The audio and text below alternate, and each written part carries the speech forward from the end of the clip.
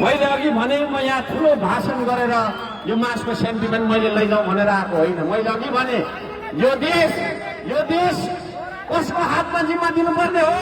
यही युवाले निर्णय गर्नुपर्छ। यो देश कहाँ लानुपर्ने हो यही युवाले निर्णय गर्नुपर्छ।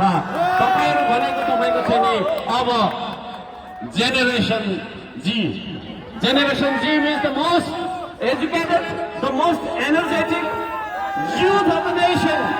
You will have to decide. म तपाईँहरू सँगै छु भन्नलाई आएको हो।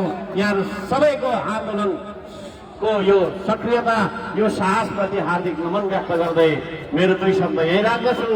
नमस्कार छ। जय देश, जय नेपाल।